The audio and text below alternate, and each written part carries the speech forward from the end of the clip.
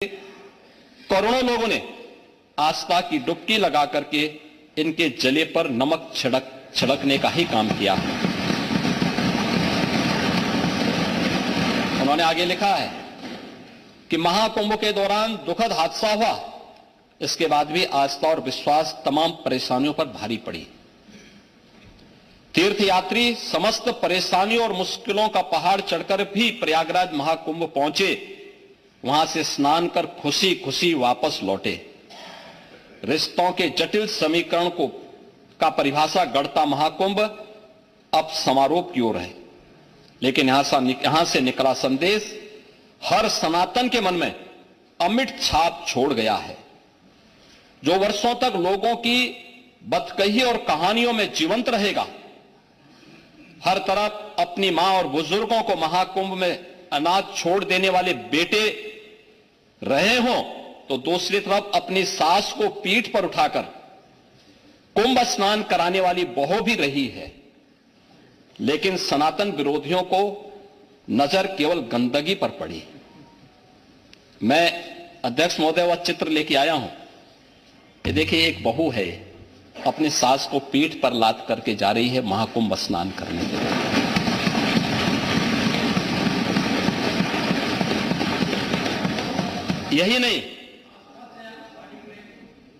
यही नहीं, आगे एक और बात कहते हैं। किसी ने सच कहा कि महाकुंभ में जिसने जो तलाशा उसको वह मिला। गिद्धों को केवल घास मिली, सूअरों को गंदगी मिली, संवेदनशील लोगों को रिश्तों की खूबसूरत तस्वीर मिली, आस्थावानों को पुण्य मिला, सज्जनों को सज्जनता मिली, गरीबों को रोजगार मिला, अमीरों को धंधा मिला, श्रद्धालुओं को साफ सुथरी व्यवस्था मिली, पर्यटकों को अव्यवस्था मिली, सद्भावना वाले लोगों को जाति रहित व्यवस्था मिली, भक्तों को भगवान मिले। मतलब सबने अपने स्वभाव और चरित्र के अनुसार चीजों को देखा है। एक ही घाट पर सभी जाति वर्ग के तीर्थयात्री स्नानार्थी बिना किसी भेदभाव के नहाते रहे। सनातन की सुंदरता आखिर समाजवादी और वामपंथियों को कैसे नजर आएगी, लेकिन इनके द्वारा लगातार किए जाने वाले प्रश्न इनकी नियत को ही संदेह के दायरे में खड़ी करती है। महोदय, ये टिप्पणी अचानक नहीं है। ये टिप्पणी भारत की टिप्पणी है, भारत की भावनाओं की टिप्पणी है। और जो स्वयं कुछ कर नहीं सकते थे, जिन लोगों ने अपने समय में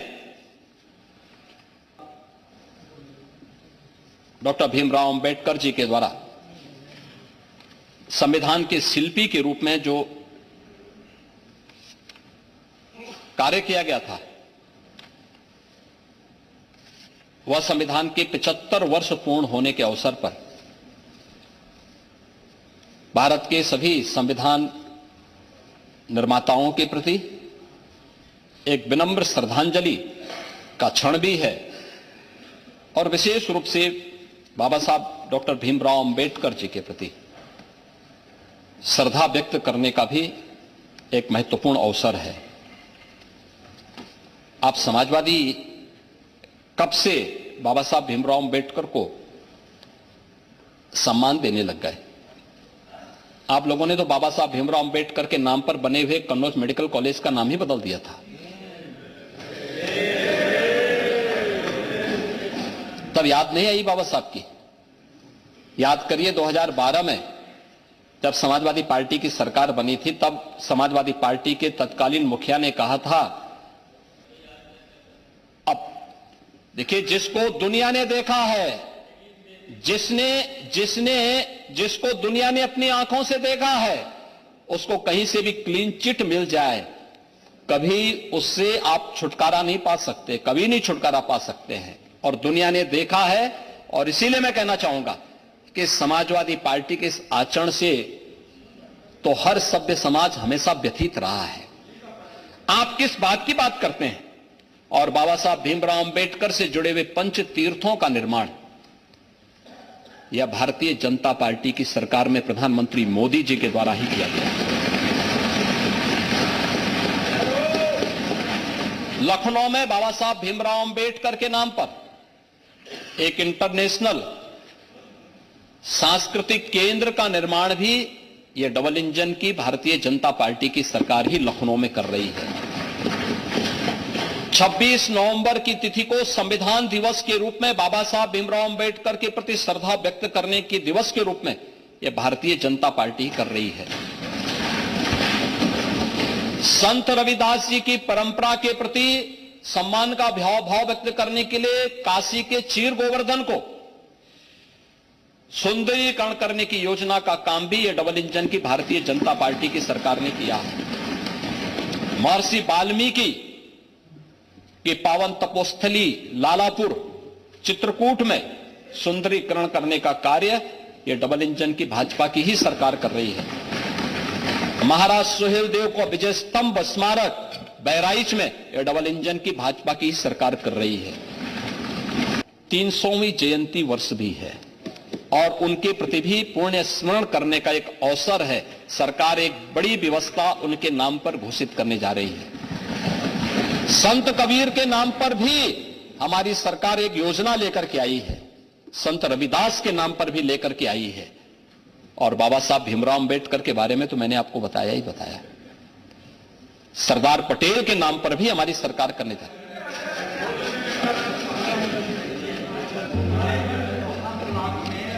अंबेडकर गांव अनुसूचित जातियों का चयन करके सबसे ज्यादा विकास पहले वही कराए। महोदय, यही नहीं, यह वर्ष इसलिए महत्वपूर्ण है क्योंकि काकोरी ट्रेन एक्शन का यह महत्वपूर्ण शताब्दी वर्ष भी है। काकोरी ट्रेन एक्शन देश की स्वाधीनता का एक महत्वपूर्ण अध्याय रहा है और यह उन सभी क्रांतिकारियों के प्रति सम्मान का भाव व्यक्त करने का अवसर है और हमारी सरकार इस पूरे आयोजन को पूरी भव्यता के साथ आयोजित करने के लिए कार्य कर रही है। महोदय, मुझे बताते हुए प्रसन्नता है कि हमारी सरकार पिछले 7.25 वर्ष से उत्तर प्रदेश को उत्तर प्रदेश की पहचान दिलाने के लिए पूरी प्रतिबद्धता के साथ कार्य कर रही है और इसकी शुरुआत हम लोगों ने की थी उत्तर प्रदेश में सरकार गठन के तत्काल बाद और उसके उपरांत सरकार गठन होने के बाद ही उत्तर प्रदेश के स्थापना दिवस के आयोजन के बाद 24 जनवरी 1950 को उत्तर प्रदेश का नोटिफिकेशन जारी होता है, लेकिन 24 जनवरी 1950 से लेकर के 24 जनवरी 2017 तक कभी भी उत्तर प्रदेश दिवस नहीं मनाया गया। पहली बार 24 जनवरी 2018 को हमारी सरकार ने तत्कालीन राज्यपाल से रामनाईक जी के आग्रह पर हम लोगों ने इस आयोजन को भव्यता के साथ आगे मनाया, लेकिन इस आयोजन के साथ हमने बहुत सारी चीजों को जोड़ने का काम भी किया। हर बार के आयोजन के साथ कुछ ना कुछ जोड़ना जो उत्तर प्रदेश को पहचान दिला सके। और पहला आयोजन था जिसमें हम लोगों ने वन डिस्ट्रिक्ट वन प्रोडक्ट का लॉन्च किया था। ऐसा नहीं कि ये प्रोडक्ट हमने बनाए हों, ये पहले से चले आ रहे थे लेकिन लुप्त प्राय से हो गए थे, इनको पहचान समाप्त हो गई थी। जैसे आपने काला नमक चावल की बात कही, ये काला नमक चावल कहते हैं भगवान बुद्ध का प्रसाद है। भगवान बुद्ध के समय में इसकी उत्पत्ति होती है और भगवान बुद्ध ने के समय से ये चावल है, बहुत उसकी खुशबू है। वो अलग विषय है कि आप अकेले खा जाते हैं, शिवपाल जी को नहीं खिलाते हैं। कभी खिला दीजिए, उनको भी बुला दीजिए। हाँ, मैं चाहूंगा कि आपके द्वारा लाए गए चावल का जरूर हम स्वाद लेंगे। मैं अकेले नहीं खाऊंगा, मैं खन्ना जी को भी खिलाऊंगा।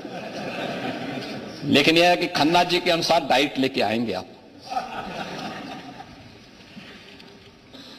महोदय, वन डिस्ट्रिक्ट वन प्रोडक्ट ने उत्तर प्रदेश को एक पहचान दी है और देश के अंदर परंपरागत उत्पाद को कैसे प्राथमिकता मिलनी चाहिए उसके ब्रांड के रूप में कहीं देश के अंदर और दुनिया के अंदर चर्चा होती है तो वन डिस्ट्रिक्ट वन प्रोडक्ट की उत्तर प्रदेश की योजना की चर्चा होती है। इसने उत्तर प्रदेश के एक्सपोर्ट को फैसिलिटेशन सेंटर दे करके उसको टेक्नोलॉजी के साथ जोड़ने, उसको एक्सपोर्ट के लिए किस प्रकार के प्रोडक्ट चाहिए उस दिशा से वो सेंटर बनाया गया है और वह उस पर कार्य करना प्रारंभ किया है, वो कार्य भी करेगा। आप निश्चिंत रहिए, हम इसको आगे बढ़ाएंगे। आपने अयोध्या के बारे में भी कहा, अयोध्या में आप लोगों की परेशानी को मैं समझ सकता हूं और आपके साहस को मैं धन्यवाद भी दूंगा कि आज आपने कहा कि साहब मैं सनातनी हूं। समाजवादी पार्टी से सनातनी होना एक समाजवादी से नहीं, इसलिए मतलब है क्योंकि आप समाजवादी तो पहले तो राम को के अस्तित्व को ही नकार गए थे। भगवान राम के अस्तित्व को, भगवान कृष्ण के अस्तित्व को ही नकार गए थे। याद करिए 2017 में जब हमारी सरकार आई थी, हम लोगों ने मथुरा, वृंदावन और ब्रज तीर्थ के विकास की कार्य योजना को आगे बढ़ाया था। समाजवादी पार्टी के साथ की ओर से बयान आया था कि वह हमने कहा था कृष्ण की एक बहुत भव्य प्रतिमा भी वहां लगेगी। तो आपके यहां से आया था कि आप लोग भी दुर्योधन का बहुत बड़ा वो लगाएंगे, तो हमने कहा दुर्योधन का ही आप लगाने की आपकी सोच है, दुर्योधन के तो हम क्या कर सकते हैं। लेकिन भगवान राम और भगवान कृष्ण के प्रति आस्था न होना ये डॉक्टर लोहिया को भी झुटलाने जैसा है। याद करिए डॉक्टर लोहिया ने भगवान राम, भगवान कृष्ण और भगवान शिव के बारे में किन विचारों को उद्धृत किया था। और मुझे लगता है कि यही दिखाता है कि आप लोग न सनातन धर्म के प्रति सम्मान का भाव व्यक्त कर पा रहे हैं और न सच्चे समाजवादी के रूप में ही अपने कर्तव्यों का निर्वहन कर पा रहे हैं। अयोध्या के बारे में आपकी चिढ़ स्वाभाविक है, क्योंकि पहले अयोध्या में क्या होता था किसी से छुपा हुआ नहीं है। किसी से छुपा हुआ नहीं। जो लोग आज रोजगार प्राप्त कर रहे हैं उन नाविकों के हाथों को काम मिल पाता जो आज हजारों रुपया प्रतिदिन कमा रहे हैं। वो रेस्टोरेंट और होटल की जो इनकम हो रही है, टैक्सी वाले और बस वालों की इनकम हो रही है, गाइड के रूप में लोग पैसा कमा रहे हैं, दुकान वाले पैसा कमा रहे हैं, क्या ये कमा पाते? लेकिन आप लोग पहले दिन से हमने जमीन अधिग्रहण करनी प्रारंभ की, आप लोगों ने कहा साहब भ्रष्टाचार हो रहा है। हम लोगों ने जमीन अधिग्रहण करना प्रारंभ किया, आप लोगों ने उसमें आंदोलन करने के लिए लोगों को उकसाना प्रारंभ किया। मैं अभिनंदन करूंगा अयोध्या वासियों को जिन्होंने सरकार पर विश्वास किया, आप लोगों पर विश्वास नहीं किया। और अयोध्या के अंदर 1700 करोड़ रुपए से अधिक केवल हमने कंपनसेशन पे खर्च किया। और आपने माझा, जो आपने वहां की जमारा की बात की, तो वह 14 गांवों के संबंध में है। मैं आपको स्पष्ट करना चाहूंगा कि सेना द्वारा शूटिंग के लिए उस लैंड को अधिसूचित किया गया था, लेकिन कभी उसका इस्तेमाल नहीं किया गया था और उसको डिनोटिफाई हमने किया है, क्योंकि वह लैंड गवर्नमेंट की लैंड थी, न्यूट्रल लैंड थी, प्राइवेट लैंड है जहां खरीद फरोख्त तो हो सकती है लेकिन कोई कॉमर्शियल एक्टिविटीज नहीं हो सकती। और वहां पे हमने मंदिर म्यूजियम के लिए उस लैंड को लिया है कि भारत के अंदर सनातन धर्म से जुड़े हुए पूरे देश के अंदर और दुनिया के अंदर जितने मंदिर हैं उन सब की शैली का एक म्यूजियम वहां पे बनने वाला है, जिससे दुनिया देखेगी कि कितने प्राचीन प्राचीन मंदिर हैं। और अयोध्या में कोई आएगा तो अयोध्या में राम जन्मभूमि के साथ साथ उसको कुछ अन्य स्थल भी देखने को मिलेंगे। और इसके लिए डी नोटिफाई किया है, कोई कॉमर्शियल एक्टिविटीज के लिए नहीं किया है। ये कहना कि इसको किसी को दे दिया है, मुझे लगता है गुमराह करने वाली बात होगी और ये तथ्यों को शरारतपूर्ण तरीके से छेड़छाड़ करने वाली स्थिति होगी। महोदय, उत्तर प्रदेश के पहले दिवस पर हम लोगों ने ओडीओपी की योजना घोषित की थी दूसरी योजना हमने 19 में घोषित की थी, 24 जनवरी 19 को विश्वकर्मा श्रम सम्मान की, भारत के हस्तशिल्पियों के प्रति सम्मान का भाव व्यक्त करने के लिए। हमारा गांव, जिसके बारे में राष्ट्रपिता महात्मा गांधी ने भी कहा था, ग्राम स्वराज की जो बात की थी, ये भारत के गांवों की ही व्यवस्था को लेकर आत्मनिर्भर गांव हुआ करते थे। गांव में हर व्यक्ति एक दूसरे पर निर्भर होकर के सरकार पर कम आश्रित था, या आश्रित था ही नहीं, आपस में मिलकर के ग्राम व्यवस्था को संचालन करता था। और पहले तो ऐसे होता था, जब ग्राम प्रधानों का चुनाव नहीं होते थे, पानी जी आप तो जानते हैं कि गांव की व्यवस्था अपने आप चलती थी, अपने आप चलती थी। गांव में सम्मानित कोई वरिष्ठ व्यक्ति को लोग ग्राम प्रधान बना करके उस व्यवस्था को चलाते थे, उसकी बात को मानते थे, वह भी एक अभिभावक के रूप में काम करता था, पूरी व्यवस्था को लीडरशिप देता था, गांव के सारे मामलों का निस्तारण वही होता था। गांव का हर व्यक्ति गांव में रहता था, लेकिन गरीबी थी, पैसा नहीं था, लेकिन कोई भूखों भी नहीं रहता था। यह हमारा आदर्श गांव था। और उस व्यवस्था के तहत हमारे गांव में भी हस्तशिल्पी हुआ करते थे, शहरों में भी तमाम हस्तशिल्पी हुआ करते थे। कोई नाव का काम करता था, कोई मोची का काम करता था, कोई हलवाई का काम करता था, कोई दर्जी का काम करता था। कोई पैसा नहीं था, लेकिन राशन के आधार पर लोग एक दूसरे की व्यवस्था का संचालन करते थे, और पहली बार उनके श्रम को सम्मान मिला है। हमारी सरकार ने उन्हें आज पीएम विश्वकर्मा योजना के अंतर्गत देश के अंदर सम्मान प्राप्त कर रहा है।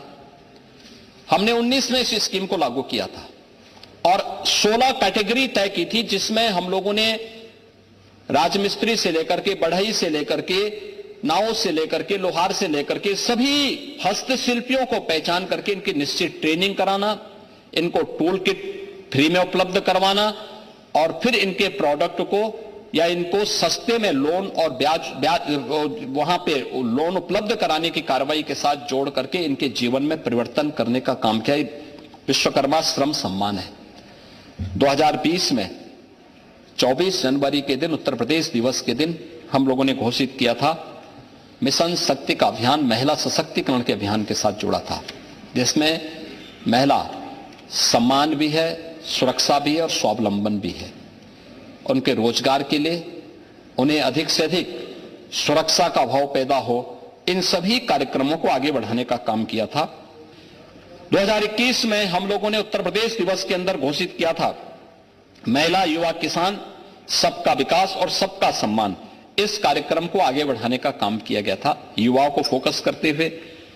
2022 में हम लोगों ने अमृत महोत्सव, वर्ष आजादी के अमृत महोत्सव के साथ इसको जोड़ा था, जिसमें हर स्वतंत्रता संग्राम सेनानी के स्मारक को भव्य स्वरूप देना, उसके सुंदरीकरण की योजना करना, उनके प्रति श्रद्धा और सम्मान का भाव करना, और चौरी चौरा शताब्दी महोत्सव के कार्यक्रम को भी हम लोगों ने प्राथमिकता के साथ आगे बढ़ाने का काम किया था।